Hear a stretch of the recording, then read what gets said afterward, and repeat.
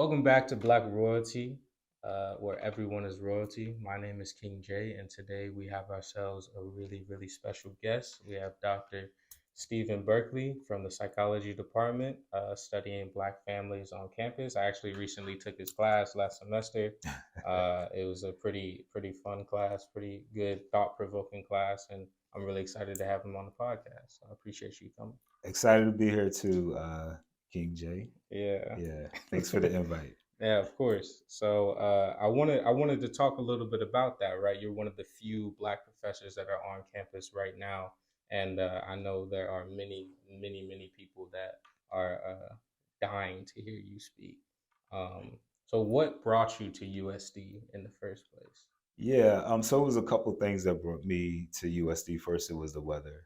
Honestly, Okay, being from yeah, the East Coast, and coming here from Missouri, I was, one of the different scenery, right? yeah, So that aside, what really drew me here was um, so USD was offering these cluster hires where we're thinking about ways of bringing in new faculty within these very specific areas of research to encourage them to have a more interdisciplinary approach hmm, to bring in, different classes, different thought processes to campus and whatever.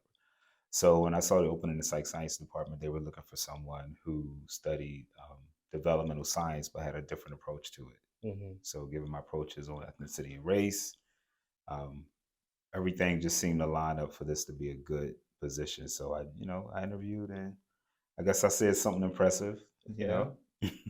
Yeah, yeah, definitely. I remember when I was first taking your class, I didn't think too much of it, and then when I got in, I'm like, oh, it's a Black professor, and he's real cool. You know what I'm saying? So, I wonder if at all you thought that, because one of the reasons that I believe I was accepted to USD as well was because of kind of their inclusivity project. hmm Do you believe that you were accepted in a similar fashion? Yeah, I think so.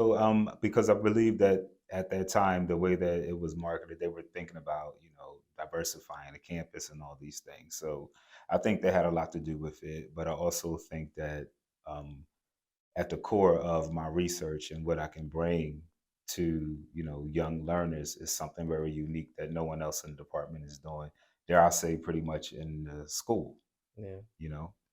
Well, that would mean that you were definitely one of the trailblazers as a part of being the Black professor community. And, as far as I know, there aren't too many. I've only ever seen like what we most recently attended at the Black Employee Alliance, Right. the very few, and some of them weren't teachers at all. They took up other faculty positions. So, what made you kind of not only want to be a professor? I'm from Missouri too. It's just a wee bit more diversified than Yeah. here. So, Mhm. you also kind of look for Black students as well. Can you talk to me a little bit about that? Sure, and just want to make sure I'm clear on something. There are Black faculty here who kind of do race and ethnicity type of work, and from an equity and diversity lens. They're just not in the psych science department, so Hmm. they're sprinkled out campus. They are Yeah. here in different capacities, but my interest in teaching, that's what you asked, or being a professor. Kind of interest in teaching here more Oh, specifically okay, because you teaching. were in Missouri and you taught over there as well, right? Yeah, and in the East Coast, but I made the transition because um, someone who was in my department or fellow graduate student at the time graduated from University of San Diego. Hmm. She's actually in Harvard right now. Oh, His cool. sister, she's at Harvard, and she told me she was on the volleyball team here, and she said a lot of positive things to say. But she also said that there is a small Black community there, and um, hearing about her experiences, not really having a lot of Black professors, knowing through my research that most Black children in the United States experience 90% of their education by white educators, whether it be through K through 12 systems, but also in college. I thought this would be a good opportunity to bring something unique, um, something unique from my wheelhouse, but also what I would like to do is expose more Black students on campus to research, which Hmm. a lot of students in general don't like research, but I think once you Yeah. tap into something that they're interested in, that changes.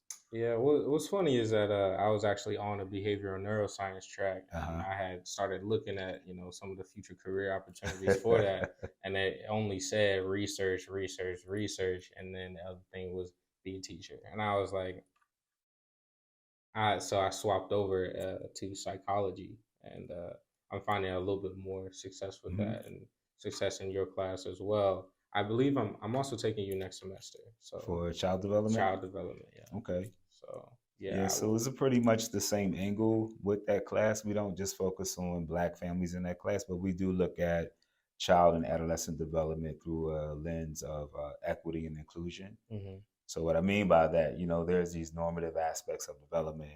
We're born, we experience family, we experience schooling. But my approach is letting people know that beyond what we learn in this textbook, there are some variations in family structures to where development may not be the same. So that's where most students who come through that course with me get a well-rounded understanding of development, not just from this white frame of what we hmm kind of see in textbooks mostly, but just from a more inclusive frame.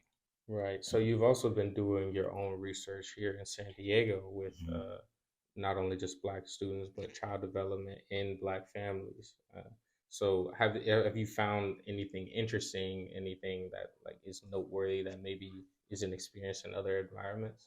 Right. So this a recent publication that myself and some co-authors just finally got published. Just et Finally, al. Just gonna yeah, et at al them. all, at Okay, all all. right. But you'll probably meet some of them because I'll have them zoom in throughout the child development course. We just published an article that looked at how Black and Latinx college students experience um, greater sleep problems hmm while experiencing racial microaggressions on campus. So I think that what's really cool about that study is that, Interesting. yeah, I wonder if um, that's correlated. hmm? Is that correlated?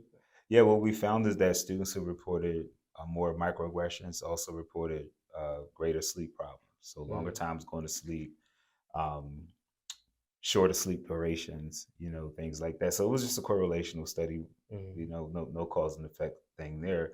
But what it did help, what we want the work to do is to actually present that and share that information with colleges.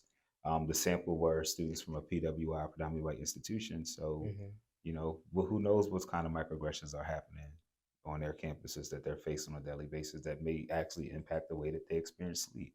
Right. So I guess the short of it is that our line of research, me and the people who I co-author with, is looking at health disparities as it relates to families of color, hmm um, recognizing that racism is still real, Yep.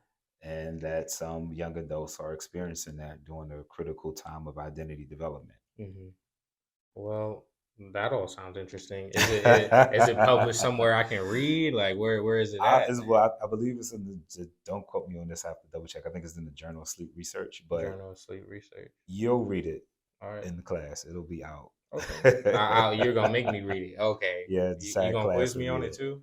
Probably so.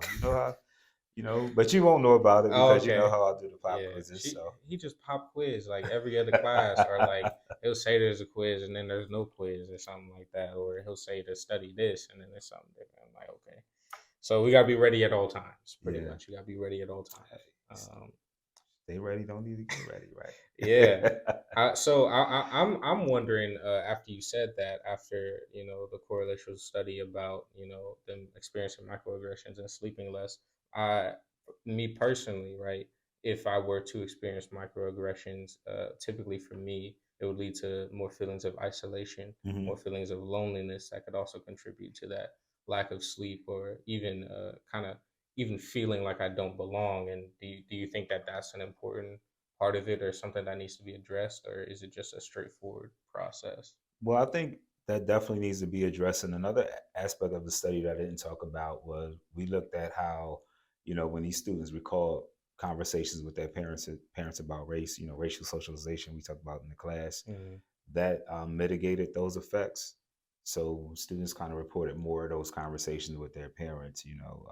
We saw a weakening of that effect between microaggressions and poor sleep health.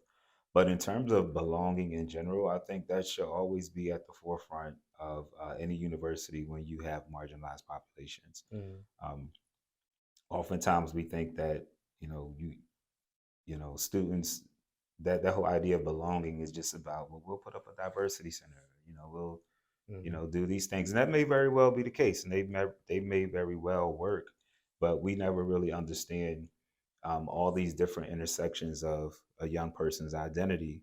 So, I identify as a black male, but just sticking me into a black resource center, that may not fully speak to all the other aspects of my identity. Right. And With respect that schools can only do but so much, right? We yeah. can't pinpoint every single thing. But to me, this is the whole purpose and importance of research, right? You Mm-hmm. have to go out and ask students, right? You do qualitative studies. Ask them what they want. Ask them what their experiences are. No, What yeah. could the university do to make them feel more, included?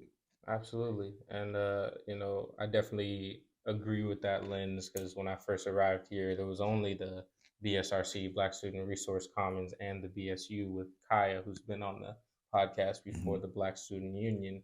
And me and Olivia, we didn't necessarily feel that we just cut into either one of those, you know what I'm Right. saying? So while we're a part of them and like we show up from time to time, we're not like active participants because they don't correlate with our how our personalities are because Absolutely. I'm more introverted, believe it or not, right?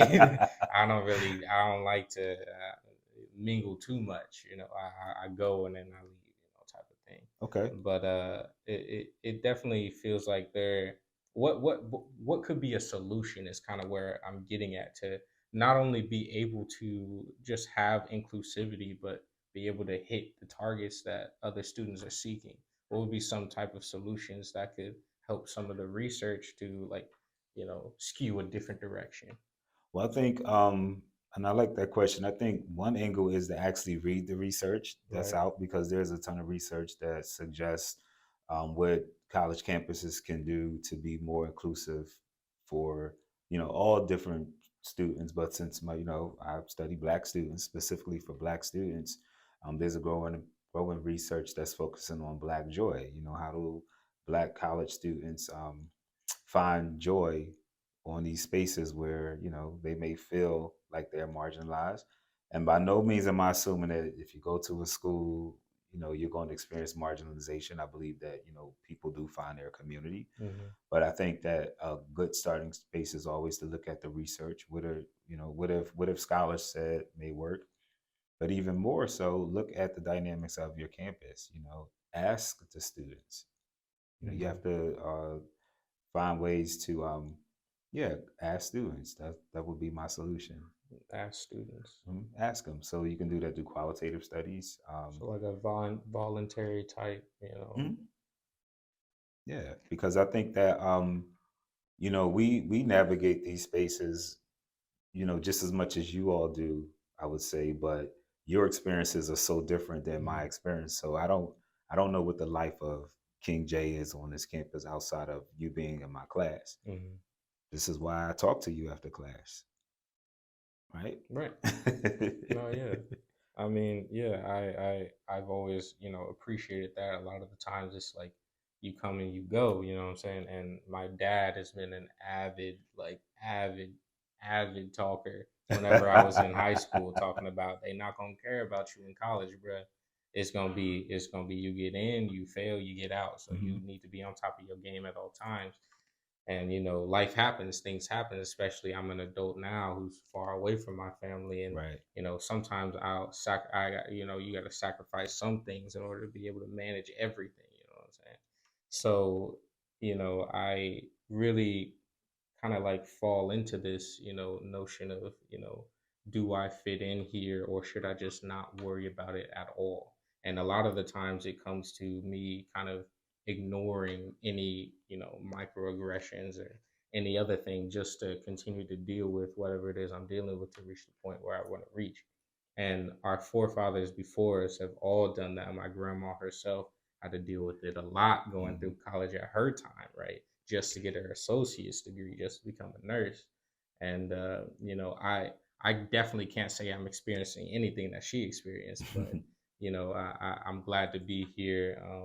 but at the same time, there are definitely almost no outlets, which is one of the reasons why I created this podcast to kind of like let people know that there are other people talking, willing to listen, and thinking about these things. And I really appreciate that you are.